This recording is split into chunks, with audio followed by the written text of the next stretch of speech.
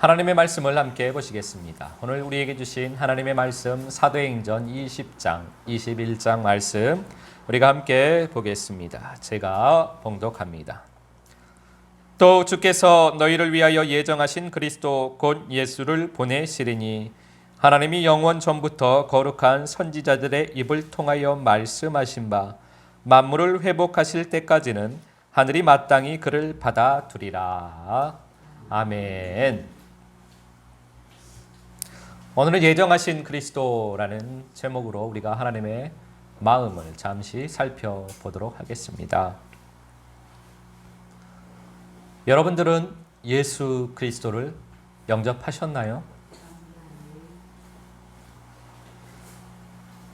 여러분들은 예수 그리스도를 여러분의 마음에 모셔 드리셨나요?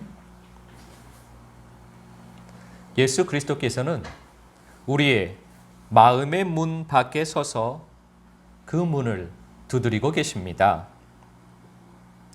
우리가 마음의 문을 열면 주님께서 들어오셔서 우리와 거처를 함께 하십니다.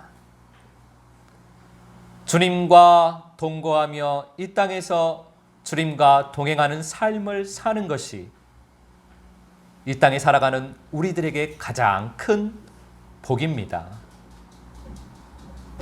영접하는 자, 곧 그 이름을 믿는 자에게는 하나님의 자녀가 될 수 있는 권세를 주십니다. 주님께서 우리의 마음의 문을 두드리고 우리가 마음의 문을 열어 주님을 맞이하는 것, 주님을 영접하는 것, 이것이 일회적인 사건일까요? 우리가 마음의 문을 열어 주님을 맞이하면 영원히 지속적으로 주님과 함께 살아가는, 주님과 동행하는 삶을 살 수 있을까요? 예수님께서는 짐승의 집으로 오셨습니다. 예수님께서는 짐승의 밥통인 구유로 오셨습니다. 우리는 짐승의 집입니다. 온갖 오물과 더러운 곳으로 가득 찬 짐승이 주인인 짐승의 집이 바로 우리들의 마음, 우리들 자신이 바로 짐승의 집입니다. 예수 그리스도는 그 짐승의 집에 오신 것입니다. 그런 짐승의 집에 우리 주님께서 오셨습니다. 너무나 감사한 일입니다.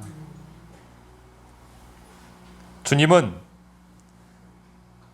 그런 짐승의 집인 우리와 함께 하시기를 원하시지만 우리가 그렇게 할 수 없는 것입니다. 우리가 주님을 거절하게 되기 때문입니다.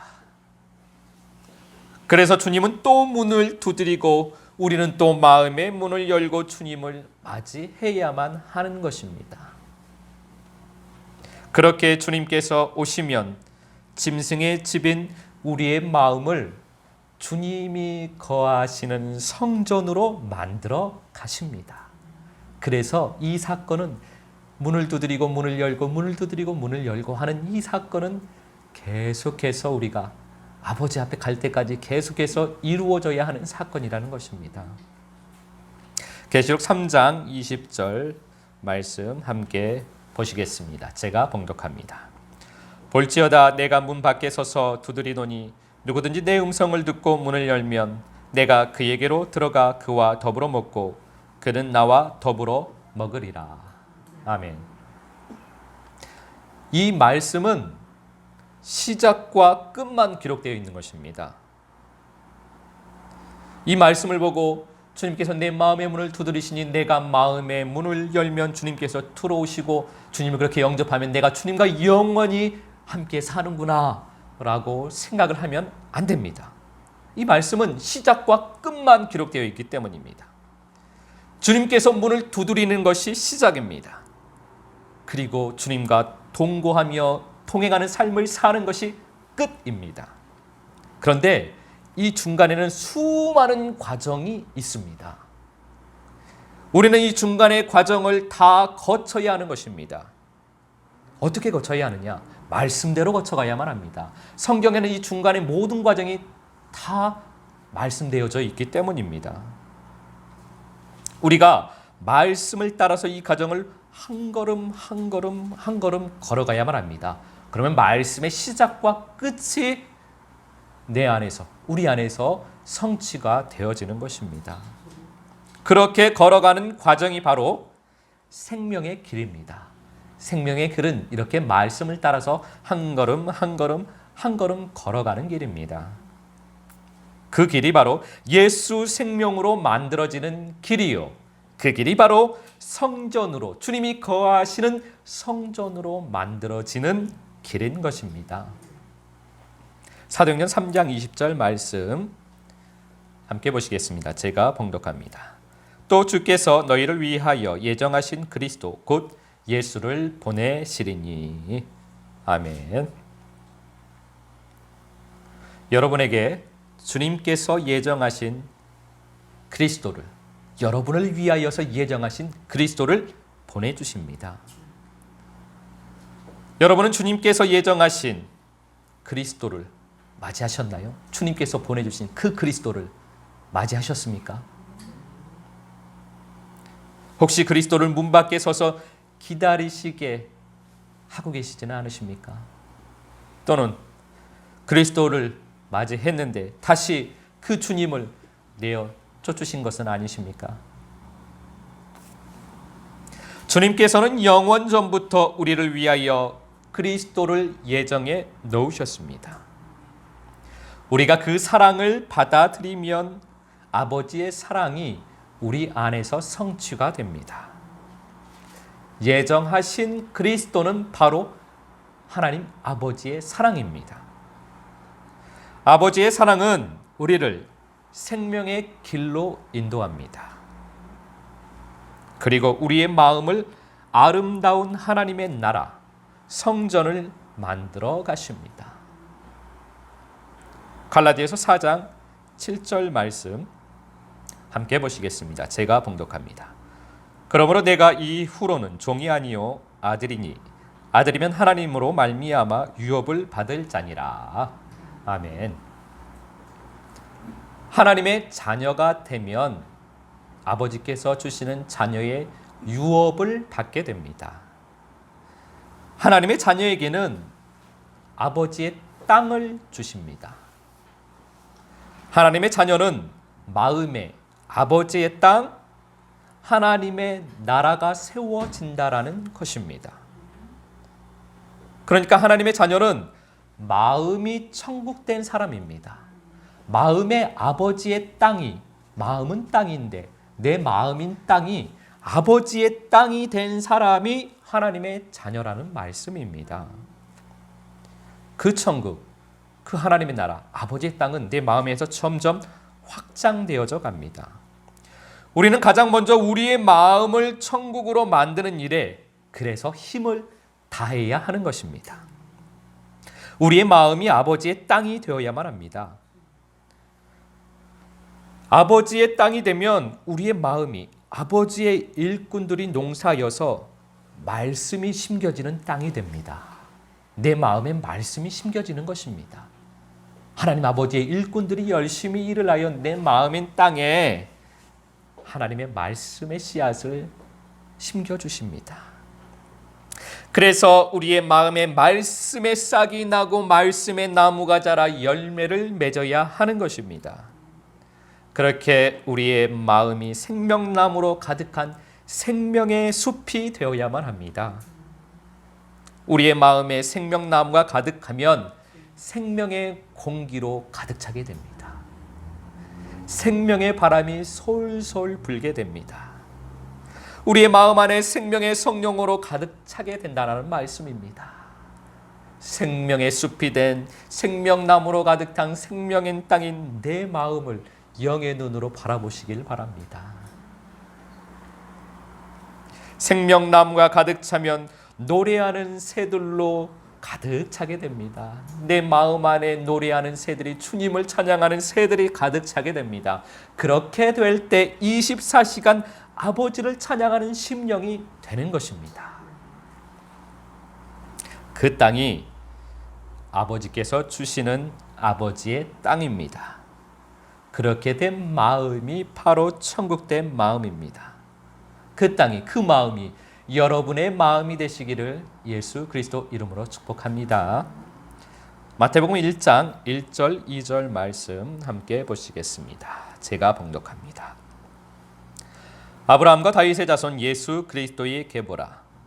아브라함이 이삭을 낳고 이삭은 야곱을 낳고 야곱은 유다와 그의 형제들을 낳고. 아멘. 예수 생명은 흐르게 되어 있습니다. 성경에 나오는 많은 족보들은 우리에게 생명의 흐름을 보여주고 있습니다. 생명이 어떻게 흘러가고 있는지 그 생명의 흐름을 보여주시는 것입니다. 아브라함에서 이삭으로 생명이 흐릅니다. 이삭에서 야곱으로 생명이 흐릅니다. 생명은 이렇게 흐르게 되어 있습니다. 말씀은 물과 같습니다. 영은 물과 같습니다. 생명은 물과 같습니다. 물은 그릇에 가득 차면 흘러 넘치게 되어 있습니다. 우리 마음에 생명 숲이 가득 차면 생명은 흐르게 되어 있습니다. 우리의 마음 그릇에 생명인 영이, 말씀이, 영이 가득 차면 그 생명은 흘러 넘치게 되어 있습니다. 그것은 하나님의 법입니다. 그것이 생명의 법입니다. 흐르지 않는 물은 썩게 됩니다. 흐르지 않는 생명은 변질되게 되어 있습니다. 주님을 사랑하여 생명이 되었다고 해도, 주님을 제 아무리 사랑한다고 해도 그 생명이 흐르지 않는 사람은 그 생명은 반드시 변질되게 됩니다. 그래서 주님은 생명이 흐르도록 하시는 것입니다. 생명은 먼저 자녀들에게 흐르고 그리고 마음이 낮아진 가족들에게 흐릅니다. 그리고 그 생명의 흐름은 점점 확장되어집니다. 이때가 되면 생명의 채움과 생명의 나눔이 하나가 되는 것입니다. 채움의 크기만큼 나눔의 크기가 달라집니다. 이때가 되면 나눔의 크기만큼 채움의 크기가 달라지게 됩니다. 바로 이것이 주님의 일입니다. 이것이 우리의 믿음의 수고입니다. 마태복음 20장 6절 말씀 함께 보시겠습니다. 제가 봉독합니다. 제11시에도 나가보니 서 있는 사람들이 또 있는지라. 이르되 너희는 어찌하여 종일토록 놀고 여기 서 있느냐. 아멘. 포도원의 일꾼을 부르는 그러한 비유의 말씀입니다. 포도원 주인이 이른 아침에 또 3시에 또 6시에 또 9시에 나가서 일꾼들을 포도원으로 보냈습니다. 그리고 또 11시에 나가서 보니 아직도 서 있는 사람이 있었습니다. 주인이 하는 말이 너희는 종일토록 여기 서서 놀고만 왜 있느냐, 그렇게 말씀을 합니다. 포도원에 들어가지 못하면 놀고 있는 것입니다. 전혀 일을 하지 않고 있는 것입니다. 주님은 우리에게 오십니다. 그리고 우리의 마음의 문을 두드리십니다. 주님께서 우리에게 오시는 것은 우리를 포도원으로 보내기 위함입니다. 다른 말로는 우리의 마음을 포도원으로 만들기 위해서 오십니다. 우리의 마음을 천국으로 만들기 위해서 오십니다. 포도원의 비유의 말씀은 바로 이 말씀입니다. 해가 지기 전에, 우리의 삶이 끝나기 전에, 저물기 전에 우리는 우리의 마음이 포도원으로 만들어져야만 하는 것입니다. 주님 말씀은 우리가 내 마음을 포도원으로 만들지 않으면 놀고 있는 것이라고 말씀을 하시는 것입니다. 이 세상에서 제 아무리 세상 일을 많이 해도, 아무리 열심히 살아도, 이 세상에 살아가면서 교회 일을 아무리 열심히 해도, 교회 봉사를 아무리 열심히 해도 내 마음을 포도원으로 만들지 않으면, 포도원에 들어가지 못하면 주님 보시기에는 놀고 있는 것입니다. 아무 일도 안 한 것입니다. 주님께서 보시는 일은 우리 마음을 천국으로 만드는 일만 일로 보시기 때문입니다.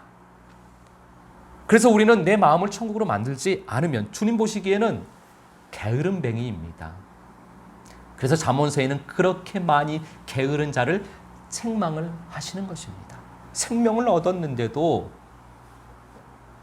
그 생명으로 더욱 믿음의 수고를 하여 내 마음을 포도원으로 만들어야만 하는데, 돌이 가득하고 가시가 가득하여서 포도나무가 열매를 맺지를 못하면 주님께서 책망을 하시는 것입니다. 내 마음을 포도원으로 만드는 것, 내 마음을 천국으로 만드는 것, 그 믿음의 수고에 주님께서 사랑으로 유업을 주시는 것입니다. 이 땅에 사는 동안 마음의 천국을 이룬 만큼 천국에 가면, 아버지의 나라에 가면 아버지 앞에서 유업을 받게 되는 것입니다. 여러분을 위하여 예정하신 그리스도를 맞이하여서 그분과 동거하며 천국을 이루어가는 이번 한 주간이 되시기를 예수 그리스도 이름으로 축복합니다.